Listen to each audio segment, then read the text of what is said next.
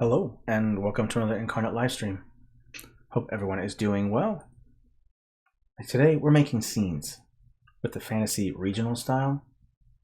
And scenes can seem kind of intimidating because, you're working with more than one dimension. It's not as easy as fantasy battle maps or watercolor battle maps because it's just one dimension. So scenes can be a little intimidating.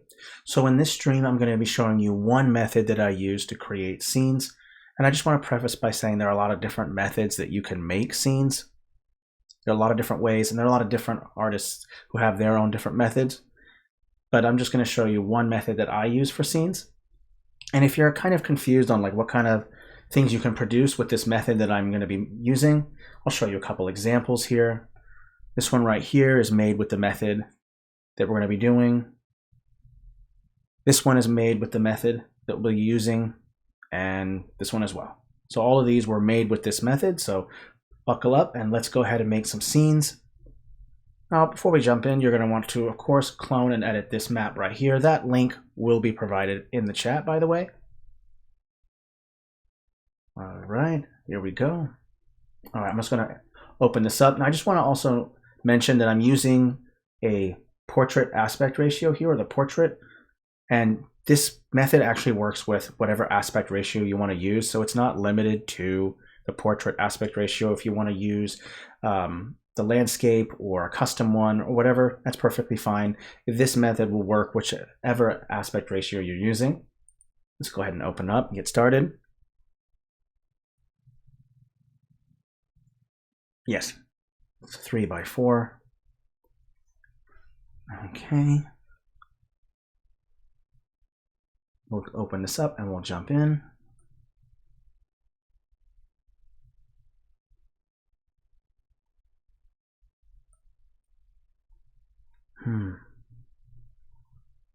All right, scenes are a lot of fun to make. I just want to also say that scenes they don't have to be super complex. You don't have to be an artist to make a scene. You're just creating a scene to use as a kind of a visual reference or a guide that you can use when you're doing your storytelling as a DM. So you don't have to be a fantastic artist. That's not what's important. What is just the visuals that you need when you're doing your storytelling. And if you feel confident, then you can also show your players that visual as well. It's up to you really on how confident you feel as an artist, but just so that you as a DM or GM has your own visual references, so that when you're doing your storytelling, because it's a lot harder to kind of just start talking about a place when it's just in your head. But if you have a visual reference in front of you, it's easier to do descriptors and kind of describe the scene for your players. So that always kind of works best. All right, so I'm gonna go ahead and move this title out of the way and we'll go ahead and get started. First, I like to start with a checklist because whenever you're making a scene and you're working with multiple dimensions, it's always nice to have an idea of what you're going to be working with. So you need to ask yourself a series of questions like, what is this for? Is it like a start of a campaign? Is it a boss battle, meeting an important NPC that your players will end up murdering later, or etc.? So just got to know, what is this visual for, right? 2, what is in the scene, right? Theme and atmosphere. If you know what those two things are, you'll know what packs to use. So theme and atmosphere, a theme might be desert, atmosphere, hot, right? And so your filters and the packs that you're going to use will all kind of be decided by knowing the theme and the atmosphere that you're working with. 3 is going to be your focal point, and your focal point can be a person, place, or thing, or it can be all of the above, like a scene, just a little mini scene can be your focal point. And then where is that focal point going to be? Is it going to be in the background, center, or off center of the piece, or will it be in the foreground? So you have to ask these questions first because you're doing a composition, and it's really hard to just jump into a scene creation without having an idea of what you're doing first. Having it all in your head can be frustrating. So writing it down, having a little checklist on your map kind of helps you to be like, that's what I forgot. This is where I'm going to do it. So ask these questions, answer them, and then you're ready to move from there. I'm just going to go ahead and remove the scene checklist. All right. I'm just going to go ahead and turn on the FG and BG layers. It's really cool that if you go into that right panel, you can turn your foreground and your background on and off, so just your stamps show up. That's really, really helpful. It's in the layers. I'll go ahead and close it and open it again so you'd see it. All the layers are visible. That's what you see, this little kind of hide layer, hide foreground, background. This is really, really useful. So I recommend you look in that right panel and check out those goodies. Okay, let's start with our first scene. Or start with the guide first. So, and I'm going to turn on my grid. And the reason why I'm turning on the grid is because I'm using it to decide where I want my lines are. And these lines represent, these zones or areas represent something important. And so I'm going to open up this guide here, and I'm going to mention how I kind of do my pre-development. How is it that I get that started? Hey, Brian, really glad that you're here. Awesome. First, you have your foreground layer, and that's going to be stamps that are closest to you, objects, whether it's a person, a stamp, whether it's paths or whatever. All those are going to be larger because they're closest to you. And it's also a good place to put your silhouettes. And you can also blur objects that are closest to you as well if you want to make the focal point not be the objects close to you, or you can silhouette them as well. So that's that foreground. That's that first layer. And also you'll be setting a size of your stamps as well using this grid. So it's important to set your scale, which we'll cover that in just a moment. There's also this middle layer, and you can have as many middle layers as you want. Because I'm teaching people how to use this method for the first time, we're going to keep it simple and just start with your middle layer with just one. And you can have as many as you want. And it's a good place to put your focal point, but it's not where you have to put your focal point. A focal point can be anywhere on your visual, on your scene, but in the center or somewhere off center is always a good place if you're not familiar with making scenes with the regional style. And that last one is going to be your background layer. And that's going to be objects that are furthest away from you are obviously going to get smaller. And you can also use the object blur, that little blur option toggle when you select an object, and it will blur it to make it look like it's kind of obscured a little bit. And that also looks really, really nice using the blur to make things look like they're in the far distance. Let's go ahead and turn off these layers. And I'll go ahead and apply that logic by making a scene right now. Let me just turn off these labels. Let's go ahead and start with a camp scene first. So for instance, a lot of campaigns might start where your players were either summoned to meet at like a campsite to do a bounty. Maybe they were summoned there mysteriously with a mysterious letter. There's a lot of different reasons why your players might come together. They'll come up with the reasons why. It's with their backstories and stuff. But a campsite is a good place to start, right? Maybe it's a campsite where your players are going together to go to a ruins to do some looting or something like that. A lot of different ways to kind of go about that. So think about what is going to be in the scene. So the camp is going to be probably the focal point. And so what I start with when I make a scene is I start with the focal point first. And there's a reason why I start with the focal point. It's because once you have the focal point created, then everything else will be scaled around that. So you'll know what scale to work with. Now, when I think of a campsite, you got to think about all the stuff you would expect first in a campsite. First, the campfire, right? I'm gonna put some smoke on it right here. I also think of a tent for you or your players to be able to sleep in. And then I also think of like a fireside seat. And I also think of some chopped logs as well. And I've kind of created it to where they're kind of circling the campfire, because the campfire is probably going to be the focal point. And we'll end up putting a light source on top of that as well. Hey, first time chatter, glad that you're here. Now I want you to notice some things about this focal point, this scene that I created, is that I did something that's called overlapping. And I mention this in all my streams, and I'll always mention it because it's just so important to understand, is that you'll see right here that there's some grass overlapping the base of the tent. You'll see that there is a bag overlapping the tent. And then if you look over here on the seating area, you've got a couple stamps overlapping that log.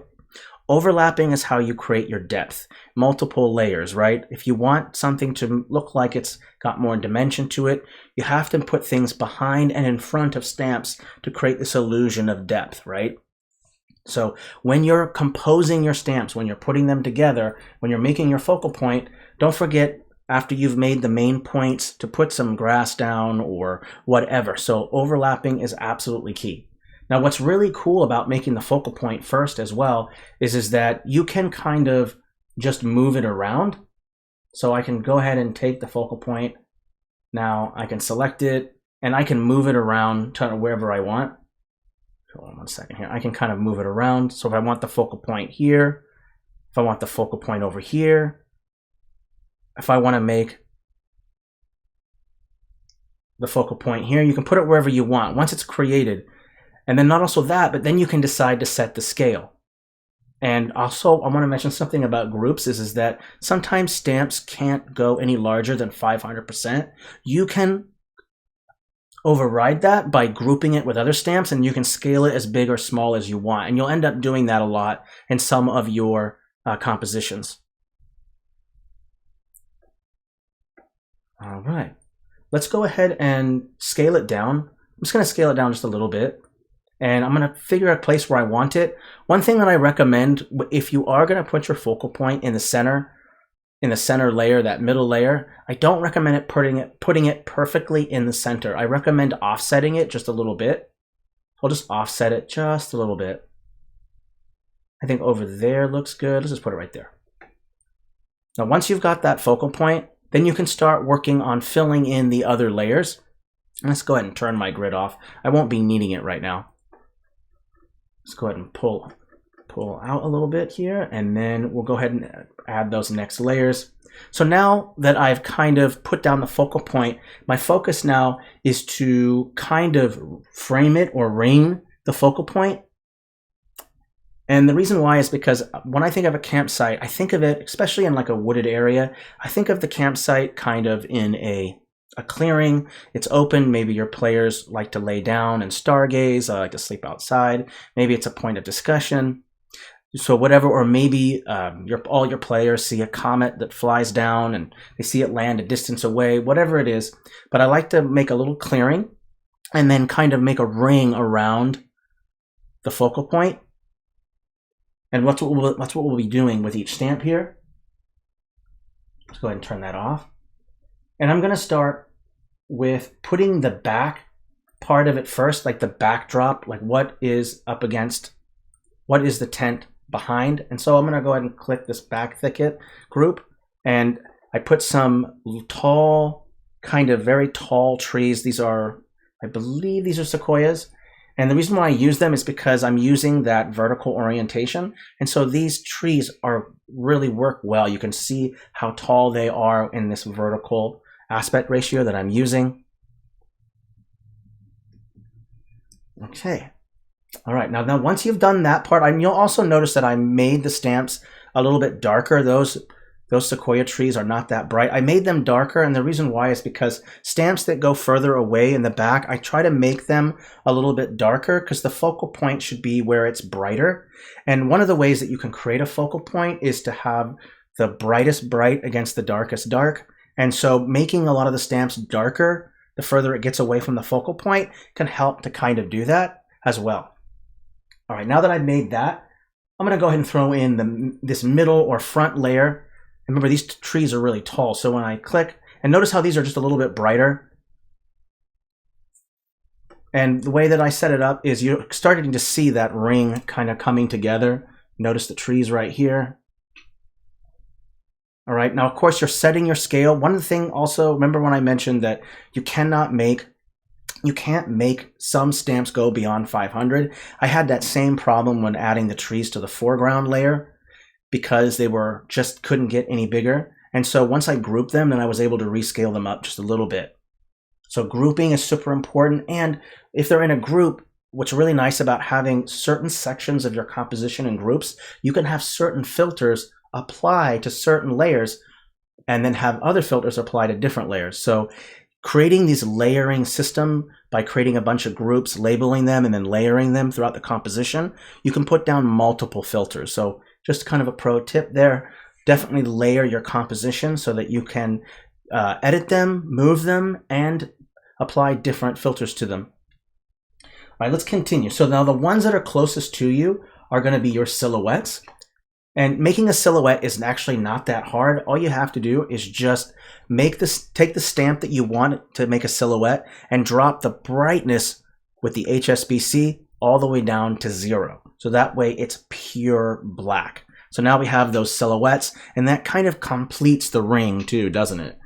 Right? With those silhouettes there, now the ring is kind of complete, and we have this open space, this clearing, and because it also frames it, because it's framing it, it kind of frames the focal point. So that's really nice. Okay. Then I also want to create a background. I want something in the background, but I don't want it to take focus away. Like it could be a ruin, a crater, it could be a mine shaft, whatever it is you want to put in the background to kind of propel the story further, whatever it is you like. Me personally, I'm putting some ruins in there. And what I did is I caused to put it to a blur. And by doing that, it takes the focus away from that ruin and more onto the objects that are in focus. So if you feel like, well, this still pops out too much, that's okay. Just increase the blur of that stamp so that it will go out of focus. So you can still populate other parts of the map with little cute little details and little areas that have a little more to it than just some grass or whatever. You can just blur it, and that way the focus will stay on the focal point, okay? So it's important to use that blur, stamp blur. It's very, very, very helpful. Okay, let's go ahead and add in the last bit of stuff in here. I'm going to go ahead and throw in some details.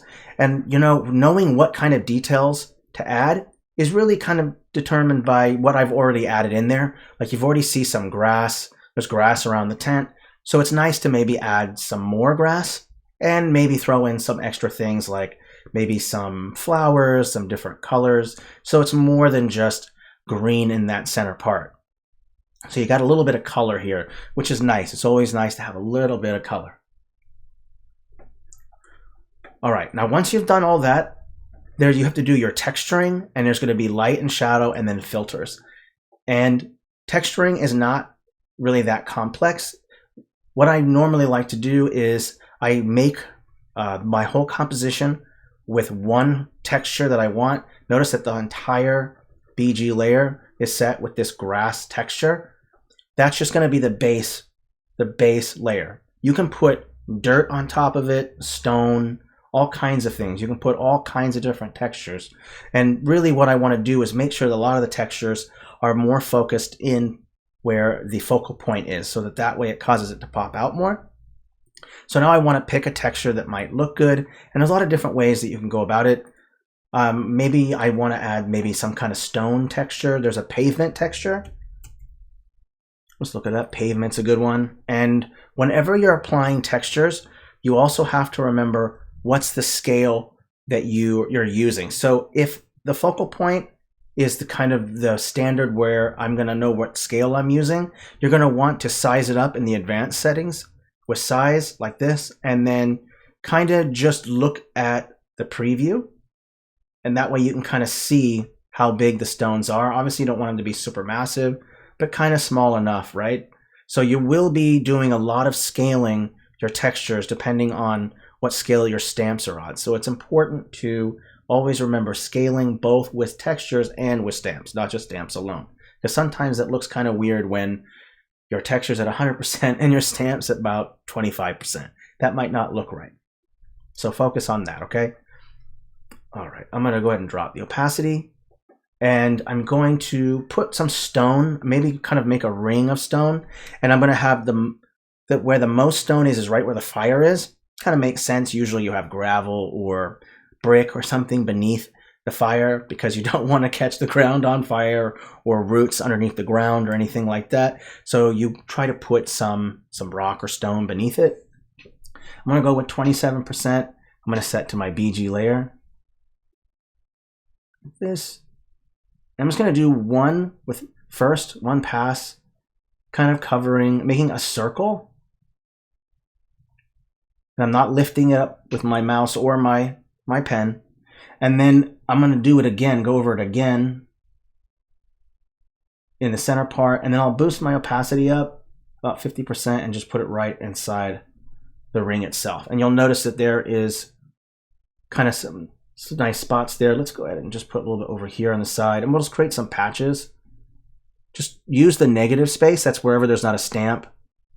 Just kind of throw in that same texture. Even throw some up here too. Like this. Let's go ahead and take a step back for a moment, and let's turn off that guide since I don't really need it anymore. Okay. All right. Now, once you got most of the texture, you might want to do some dirt. So I'll go ahead and throw down some dirt as well, as you would kind of expect. Let's just use this one right here. I'll bring the opacity down. I'm going to put the dirt near the base of the trees.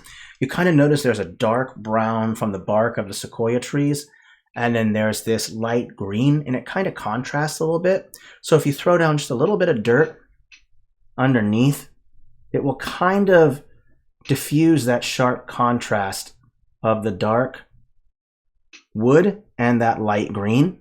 And it can also act as kind of a shadowing as well, because it's a little bit darker. So it kind of serves two purposes.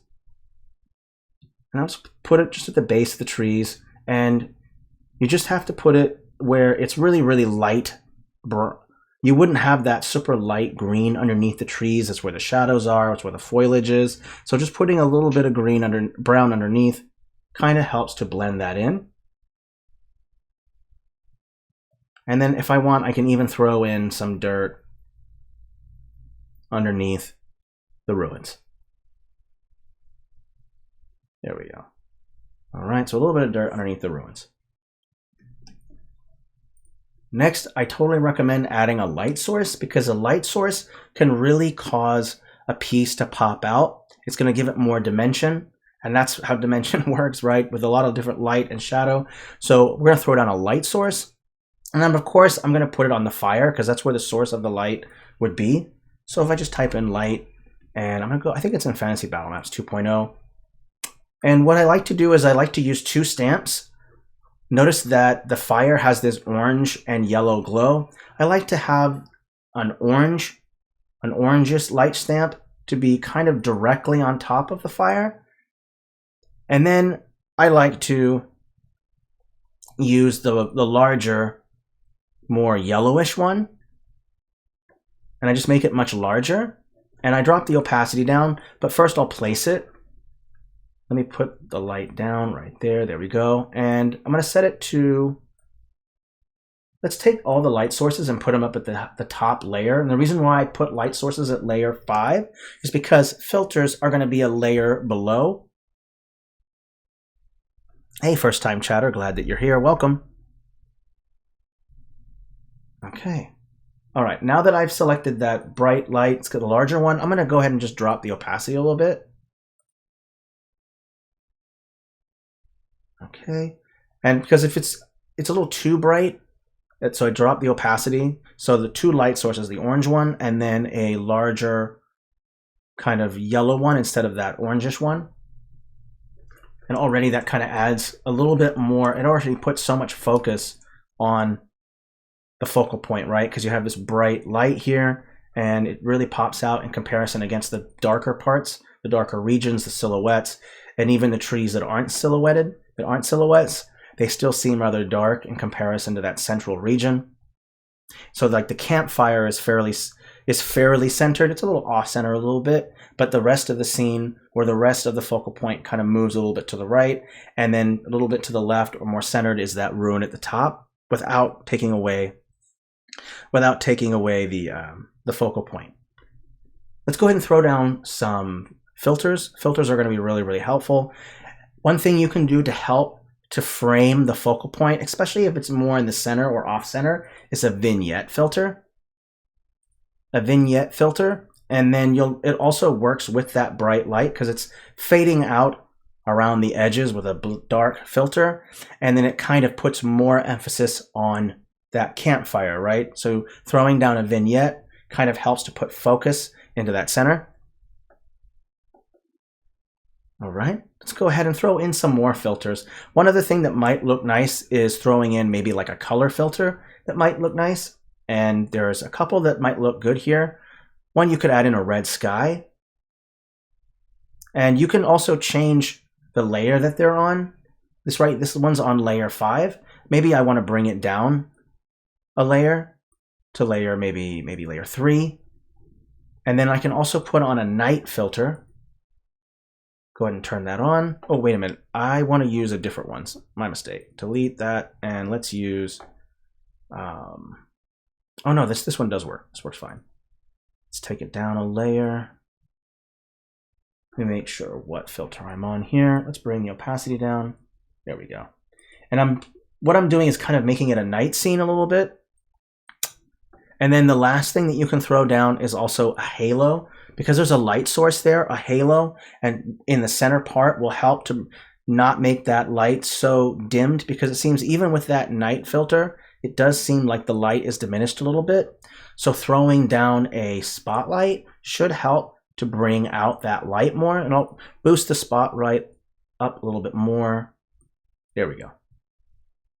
And so that will kind of help to make that light pop out more.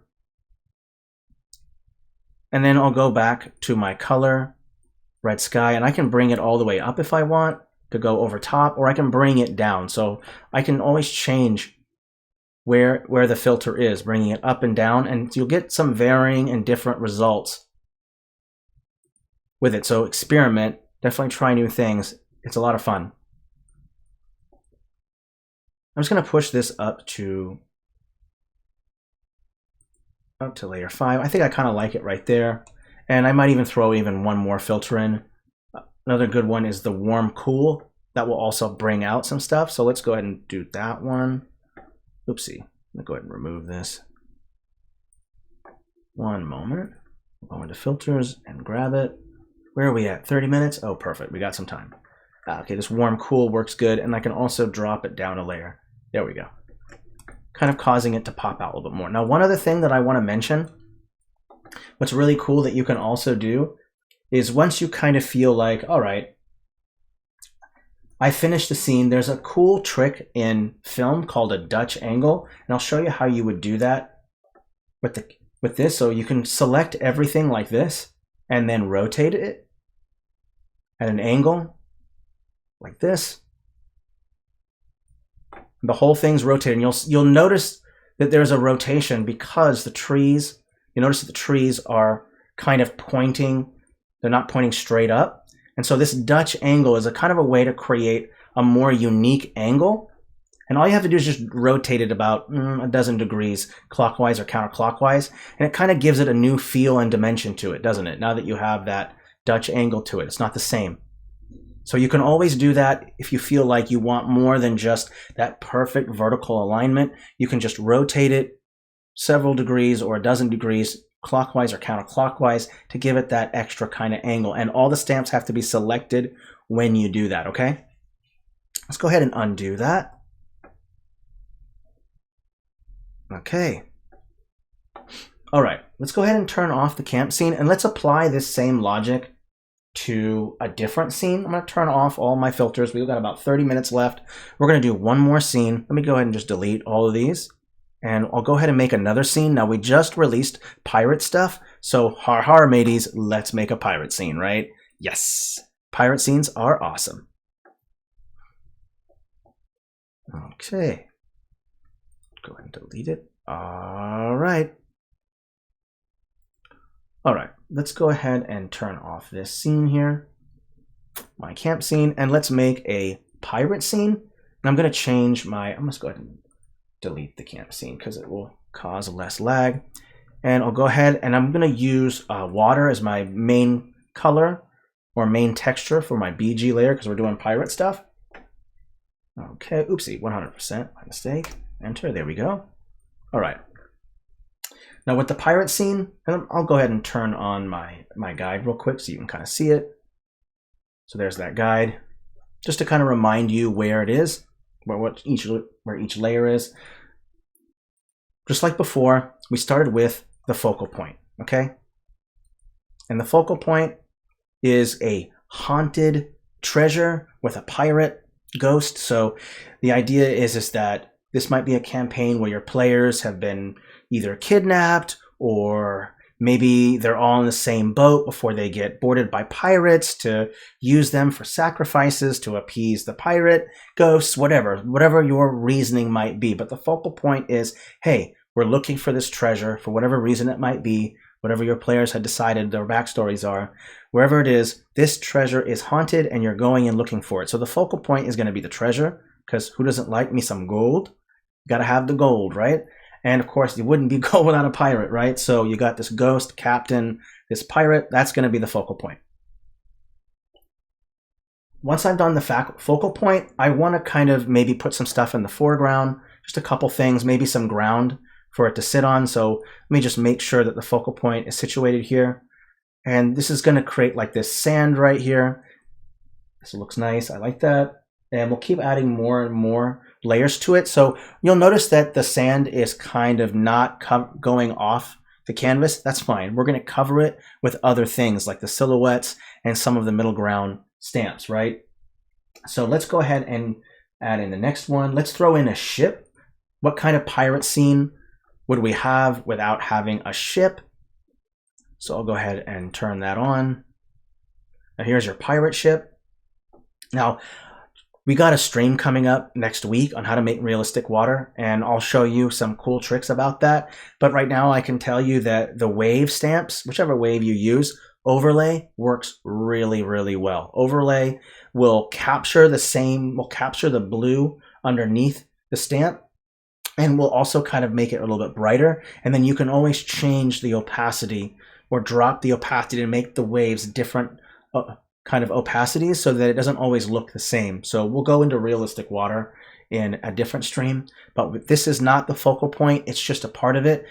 Obviously, to me, the focal point is the pirate. It pops out so much with that light green, ghostly aura, that spectral aura, right? So that ship is there. And of course, we want to throw in some other points. Maybe we want to throw in what's going to be kind of this middle ground here, what that's going to be. Let's go ahead and click that. And I use just basically some palm trees from the fantasy regional style. And I throw in just a couple goodies. You'll notice that there's a parakeet or a parrot at the top of some of the trees right here. So that's kind of fun. And then also, you'll notice that I added a monkey too, because I just really like monkeys. So there's a monkey kind of hanging out on top of this palm tree here, just kind of checking out the scene. And you can see that my pirate, by the way, my focal point, my pirate is looking at the ship, knowing they know you're there. They're looking at the ship. So the focal point is that, because you can see the back side of the pirate, not the front. At least I hope so. And I hope that looks like a bunch of hair. But you can see that the pirate is looking, the ghost is looking at the ship. Okay, let's go ahead and add in a couple more. So I'm obviously going to want to add in something into the background. And when I think of a pirate, I think of like a bay or a cove. So it's always nice to throw in some mountains. And the way that I put these mountains together was using mountain stamps. And then I put one layer where there's a layer on top where the blend mode is normal. And then underneath, I put some stamps, the same mountains. And then I change the opacity and the blend mode to luminosity. And so that way it kind of makes it look like it's underwater, right?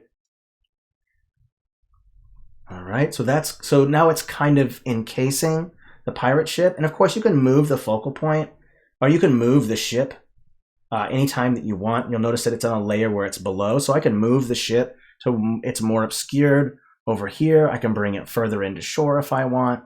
I can move the ship to where it's off, a little bit further away, kind of maybe put a rowboat over here to make it look like someone's coming ashore. So a lot of different things that you can do in the scene. But I personally kind of like it like that. All right. I'm going to go ahead and turn off that guide right now. We won't be needing it, but you'll see that I did use it. Let me go ahead and throw in the silhouettes as well. You see the silhouettes are relatively within the foreground layer. The focal point is in the foreground layer, and then you have that ship in the middle. And then, of course, that cove or the mountain to the right that goes both into the middle layer and to the background layer as well. Let's go ahead and turn that guide off. I don't really need that. I just wanted to show you. Let's go ahead and turn that off. All right, don't need that. Next, we have to do some texturing, and we'll throw in a little extra. We'll throw in a couple extra waves to do some details, just to do kind of a preview to how to create realistic water next week. I'm excited for that stream. Now, I mentioned this on a lot of streams, but when I'm making water, you want to have the way that you do depth in water is water's relationship with light. So if it's deeper, the water is going to be darker. So what I like to do is just use the same texture that I used, that flat, or not flat, but that texture, and just go into my filters in the advanced settings and then bring the brightness down. And you can bring it down as dark as you want, and then change your brush to that circular brush, and then drop the opacity down quite a bit. Around 30% is usually where I have it. And every place that I want the water to be deeper, I'll paint. So I'll put it in like this. So it's going to be a little bit darker over here. Let's go bring it in here. And just do your first pass. And then you can go a little bit more into the corner and then just go over it again. And it takes several strokes to kind of paint a more kind of blended. When you're blending in your textures, it's always nice to drop the opacity. You definitely don't want to have high opacities unless you really need that texture to be there, sticking out a lot. But for me, I drop the opacity so that it kind of looks right. The blending is correct.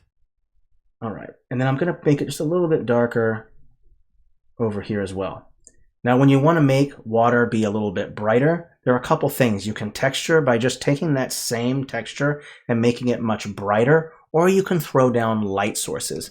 Light sources work really well to kind of show where maybe there's an opening in the clouds. It's a pretty iconic imagery when you have the ocean and then you have some clouds and there's an opening in the clouds and you see some light. You can kind of simulate that with using a light source. So I'll just go ahead and kind of put a light source down like this. And I'm going to change it as well to, I'm going to desaturate it, so make it white instead. And I'm going to change the, going to change the transform as well. Okay. And where you want to put your light sources is just wherever you feel is most useful. So if I put one right here, say there's an opening in the clouds right here, I can copy, paste this and have another one and put one over here. Maybe there's a break in the clouds there. Maybe it's on top here where the ship is. And then you can also do the same with making it darker too, by just going to the filter and changing the brightness all the way to black and then placing it down. And then you want to change the opacity as well. So if you want some darker regions and you don't want to do texturing, you can totally use a light source to make shadows as well. So if I want, I can take this dark shadow right here and put it right here and then put it behind the mountains to make it a little bit darker back there. Now I did mention when you use your waves, you can change the blend mode to overlay. This is really, really helpful. Let me put it down so you can kind of see it in play. Let's go ahead and zoom in here. Ooh, there we go. Zoom in. It's already set to overlay. I'm gonna go ahead and rotate it. And the opacity is down to 35%. Oh yeah, the overlay blend mode is just fantastic. It's my favorite. Okay, now I'm gonna go ahead and place a couple of these stamps. The overlay is just so nice. It's picking up some of that blue. Put one down here, and let's put another one right here. Now, one thing about making waves is I don't recommend connecting every single wave to where they're connected to each other, making a straight line. When you're putting down your waves, it's nice to leave a break in between the waves. And I'll give you an example of that. So if I put this wave down right here, instead of connecting the wave like this, you'll see how they're connected. Instead, what I do is I separate them a little bit, creating a little bit of, oh, not that one, this one right here. There's that first step. Now what you can also do is to make your waves look like they're higher up. It's what's called a swell. If you want to create higher up swells, and you wouldn't find a swell closest to shore, you would find a swell further out in the ocean, but you can use object shadow like this, and then just bring up the intensity, and then change the blur to whatever size you want, and then you can bring the shadow down. Let me just add a little bit more intensity to it, bring a little bit more shadow, there we go, and then drop it down. And this is a way that you can kind of make it look like there's a little bit of depth, and you can change the opacity too if you want to make it like this. Let's boost the brightness a little bit as well. Oopsie, it's not selected. My mistake. Ooh, you know what might work better is not a black shadow, but a dark blue shadow. That makes more sense, right? Just use this dark blue shadow here. There we go. And make it a little bit darker, and then offset it. Do this vertical offset a little bit more. And then I can change. There we go. And you can change the opacity as you need to. A lot of different ways to do it. I'm not going to go about doing it that way because it takes too long to do every single one of them, but you can use shadow work, object shadows to do that. I've thrown in some waves. I think that looks good. I think what might also be good is throwing in a little bit of texture underneath. So I'm going to use battle maps because all the water textures for Fantasy Regional don't really have any kind of artifacts in the water. So if you want to create like some shrubs or something under the water, like this right here, you can't really do it. So I'll bring the opacity down, and I'm just going to put it where the shallow parts are so you can kind of see it. But let's go ahead and throw this down. There we go. Now you can kind of see some artifacts in the water, so it looks like the water is see-through. There we go. Looks good. Put a little bit more. I want to kind of really be able to see those artifacts in the water. There we go. I can really see them now. That's good. And then I'm probably maybe put some a little bit here as well. And then the further out you go, you won't be able to see it. What's underneath. And the last thing that I might want to consider putting in is maybe some stuff that are under the water. I could put like a shipwreck or something underneath. That would work really well. And then just do the blur and change the blend mode. So I'll go to, let's see, here it should be in Fantasy Regional. Let's put a shipwreck underneath, make a small one. Now, to make it look like it's deeper, you would make it smaller. Like this, like that's really deep. To make it shallower, you would bring the ship size up. Okay, so if you want something to look like it's deeper in the water, then smaller. If you want it to look like the water is shallower, whatever object is in the water is going to be a little bit bigger. Okay, that's really the secret to doing that. Let's just go ahead and cycle through kind of the various ones, and I kind of like this. That tipped over one looks nice. Oh, I like that. This tipped over one looks really nice. Let's use that. Okay, and I'm going to just put the opacity all the way up. Let's change the blend mode to luminosity so it's picking up the stuff underneath, right? And then let's also, oopsie, going to change the contrast as well. And by dropping that contrast, you're removing a lot of the lines. So it kind of looks like, see what happens when it's 100%. You see all the contrast, the dark inside of the hull there. You can kind of see that. By dropping down that contrast, you can kind of make it look like it's a little bit submerged under the water. And you can also change it to a blur as well. And that just kind of takes away the focus, because if it's not blurred, it kind of almost looks like more of a focal point where the light source is, but by blurring it like that, it kind of makes it to where you're not taking away the focal point, which is that pirate right here. All right, the last couple steps is just to add in your filters, right? Let's just go ahead and add a filter. Of course, what did we use last time? We used a vignette, and vignette works just fine. Now, what's really cool also is you can change this blend mode. You can change it to overlay if you want. Let me go ahead and boost that all the way up as well. Is it overlay? Maybe it's color dodge. I can't remember. Let me take a look here. I think it's overlay. Yeah, that looks right. You can use overlay or you can use normal. You'll notice that there's a little bit of burning when I do the overlay. Notice up here in this corner, the overlay kind of burned a little bit at this edge here. If you like that, cool. If not, it's okay. I just want to make sure that whatever filter I'm using, it's not taking away the glow from the ghost. One thing that, well, a good one you could possibly use, let me go in here and choose another one. Clarity works good, but cold warm works nice. Cold warm works really well, especially on the water part. So if I wanted to, I don't want that ghost green to go away, I can bring the cold warm all the way down to layer -5 where it will only show up on the water. You see the difference? Now that water has that nice cool warm with purple to it. Or you can bring that all the way up, right? If I bring it all the way up, then everything is engulfed in the cold warm filter, right? Let me bring it back down so you can see the difference. See, now the water just has the cold warm filter. So I don't know which one looks best to you. Let me know. Do you like it on layer -5 or do you like it on layer +5? I'm kind of torn. Both look interesting to me in their own way.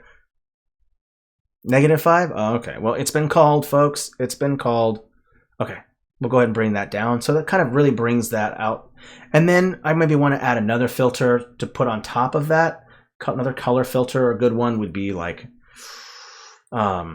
you could throw in red sky to kind of give it a little bit more red. It does unfortunately affect the pirate a little bit, which I'm not a giant fan of. So you can always bring down the opacity. That way I'm not taking too much, but red works well because it's pulling out a lot of the wood. And so that red looks good against the wood, against the bark of the trees, against the pirate's treasure chest, the hat, against the browns that are in the cove walls here. There we go. Yeah, I think that works just fine. And of course, if you feel like there's just not enough texturing, there's not enough texture on your water, that's not too hard to do. You can go into your textures here and click. You'll notice that it's only going to have fantasy regionals and you'll have a limited amount of stamp or textures to use. Just click Inkarnate. And you can use things like forest lighting. You can go ahead and click that, put that down. Let that pop up for a second. I'm going to set it to repeat. And then I'm going to set it to the lowest layer. And then I'm going to change it to maybe, let's say overlay. And then let's drop the opacity down. So if you want just a little bit more extra texturing in your water, you don't have to paint it. You can just use a filter, right? So now you have some nice, a little bit more texture into your water. And there's a lot of different ways you could do it. You could use grain. You could use this overlay. You could use this one right here. It's called old paper. You could use this one. If you feel you wanted the patches to be kind of darker, you could do that. I personally like this one better. Personally, I think this looks a little better. So I'll bring the opacity down. There we go. Looks a little bit nicer. And it also kind of causes the blurred shipwreck underneath to kind of fade away a little bit more. Again, making sure that the focus is more on that pirate and not on other things. I mean, I think the parrot too is just so brilliantly bright red that it might also. But I think the pirate is what really sticks out the most, at least in my opinion. All right. Well, that is it, really. So let's just do quickly review. Just remember to put down your guide so that this way you kind of know what you're working with. So I'll go ahead and push the guide all the way to the top. So it's above the scene. Just turn on your grid, use your path, and kind of create the different layers first. So that way you kind of know where to place stamps. Remember to make your focal point first. And once you've made the focal point, that's really going to decide the scale of your whole piece. So now you kind of know, because you're using that focal point as the scale reference, right? So that's going to be really, really helpful. And then of course, after you've made the focal point, you want to move it to wherever you want. You want to put it in the foreground. You want to move it, You want to scale it up. You want to move it to the left, to the right, in the center, offset center. You want to move it into the background or the foregrounds. The foreground, that's fine. So once you've made that focal point, you can do that. Once you've got the focal point, then you want to start framing it with stamps. Like we did in that camp scene, there was that oval shape. You'll notice that the way that the focal point is on this one, there are some kind of like trees right here that kind of frame it here. But there's also more action going on. Notice there's this open negative space right here. You can put more things on there. Maybe you wanted a rowboat. Maybe you wanted a rowboat over here, kind of going towards shore, and then just make some silhouettes using the path tool or using a stamp. It's up to you. And then the framing, you'll notice that, again, I use the silhouettes. Making a silhouette is super easy. You just need to take the brightness all the way to 0. And also, you can do the same thing with stamps in the BG or the background area. Over in this area here, you could make them a silhouette as well. That's up to you. All right. Is there any questions about scenes? We have about 9 minutes left. I can answer maybe 1 or 2 questions about a scene, or maybe there's something I made in the scene that you're curious about. Like, for instance, how I made the pirate. I used a green path. I kind of just put it together and used a blend mode. And I tried to use pirate stamps as well from Fantasy Battle Maps to fit into the whole scene, because the pirate stuff is awesome. I really, really like it. But yeah, path tool fan for life. Absolutely. Yeah. So making a scene is not as complex as you think. It's just having a method. If you know where to start, that's really, really helpful, because a lot of people get discouraged within the first few moments of making a scene. It can be very, very frustrating. You're like, I don't know where to start. Start with your focal point first. And it's also functional, because then you can use that as your scale guide, and then you can start, or your scale reference, and then you can start ringing it or framing the focal point, wherever you decide to put the focal point at. It can be, again, in any of the layers that I used, right? And you can have as many layers as you want. It's up to you. So making a scene is pretty easy, right? It's not as complex as you think. It's just being familiar with the tool, knowing what you want to have on the map. Because if you don't know what you're aiming for, if you don't have some idea coming into it with what you want, then you're going to have a hard time, because you don't want to create the scene and think about what's going to be in it at the same time, right? You want to do the pre-planning and then dive in, and it won't be as difficult to get started. Because again, I get discouraged within the first about 10, 15 minutes of making a map. I hate it already. It's terrible. Best way to avoid that is to have a checklist. Know what you want in there. Come up with the theme, the atmosphere. Think about what the focal point is, where you want it. And then your scene starts to compose itself. You don't have to come up with, a full-scale scene right away. You just need to start with parts of it. Start with the focal point. You might take a break, right? Maybe look it over for a few moments and kind of figure what you want to use as stamps to frame the focal point. Try different things, right? So it's just about exploring, trying different things, and hopefully this method will make it easier for you to make a scene, because we do have that Catan contest that's coming up to an end fairly soon here, I think. I can't remember what the date was. I'll have to check, but I want to help you kind of make really cool pirate scenes, and so this stream should help you with that. Now, I'm excited about next week's stream, because I'm going to be showing you a lot of tips and tricks and a lot of stuff on how to make realistic water, because this is highly requested, and that's going to be with Fantasy Battle Map, so I'm really excited for that. Could you share where to find the cool warm filter? I'm not seeing on my list. Well, that's because it's not in the list right away, so I'll show you real quick. When you go into filters, if you don't see it right away, so you click Add New Filter, you'll see the list of color filters. These are not all the filters. These are just the presets. If you want to create a new filter, just click Create Custom Filter. Follow that line to where the plus sign is, and that will show you where all the filters are. You just click this, and you'll see the whole list of filters there, right? Same thing with textures too, by the way. Same thing. If you want, you go in and texture filters, click that plus button. HSBC filters plus button. Okay, obviously the miscellaneous filters don't have that, but that is where you find all your filters. You just click that plus button. And remember, there's further steps to it, especially with textures. When you open up that texture filter, you want to make sure that Inkarnate is selected. Make sure Inkarnate is selected. So if I go to battle maps, you'll see it'll only have those. But if I click Inkarnate, then it will have every single filter that Inkarnate has to offer. That's why you click Inkarnate when you're in the texture filter. Right, awesome.